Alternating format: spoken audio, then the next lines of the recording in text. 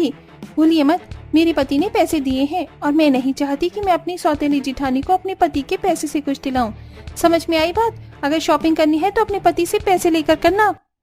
इतना बोल हमीदा, नूर और शबनम अपने लिए कपड़े लेकर घर आती हैं और अगले दिन एक बार फिर जब शॉपिंग के लिए जाने लगती हैं तो इस बार आसिफ अपनी बीवी को 1000 रुपए देता है।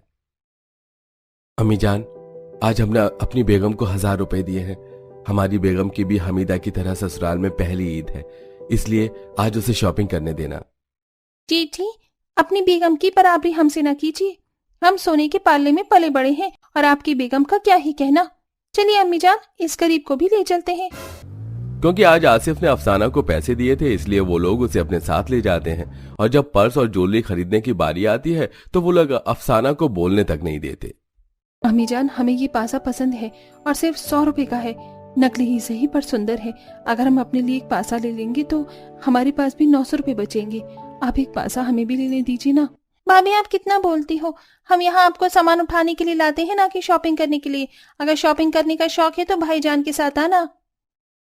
अम्मी जान, ये देखिए, ये नेकलेस और पासा मुझे बहुत पसंद आया है। पूरे 20,000 का है। मैं ये ले रही हूँ। हाँ मेरी प्यारी बहू, तुझे जो लेना है तो वो ले ले। शबनम हमीदा को उसकी पसंद की ज्वेलरी दिलाती है और अपनी बेटी को भी अफसाना को कुछ नहीं लेने देती। अम्मी जान, हमने और भाभी ने तो अपने लिए नेकलेस चूड़ियां सब ले ली हैं। अब चलते हैं यहाँ से। पर मुझे सैंडल और पर्स भी लेना है। परसों ही ईद है और कल तो अम्मी जान ईद की खाने की शॉपिंग करेंगी, जैसे सेवई, दूध, काजू, बादाम, इन सब की। इसलिए कहती हूँ आज ही कर लेते हैं सारी शॉपिंग। हमीदा के कहने पर अब सभी लोग सैंडल के शोरूम में जाते हैं। जहां हमीदा अपने लिए सैंडल पसंद करती है तो वहीं बिना किसी को बताए अफसाना वहीं से सस्ता सा एक पर्स और सैंडल ले लेती है। वो देखिए अम्मी जान, उस गरीब के हाथ में थोड़े से पैसे नहीं आए कि शोरूम से अपने लिए सैंडल और पर्स खरीद लिया। कोई बात नहीं नूर, इस गरीब को इसकी सही जगह तो मैं दिखाऊंगी आज। शोरूम से हमीदा अपनी सास और नंद के साथ सैंडल और पर्स खरीदकर सारा सामान अफसाना के हाथ में पकड़ा देती है और जानबूझकर वो लोग आगे जल्दी जल्दी चलने लगते हैं तो वहीं बेचारी सामान पकड़ी अफसाना पीछे से उन्हें रोकती है। आप सब थोड़ा आराम से चलिए, मार्केट में बहुत भीड़ है और हमारे हाथ में बहुत सारा सामान है।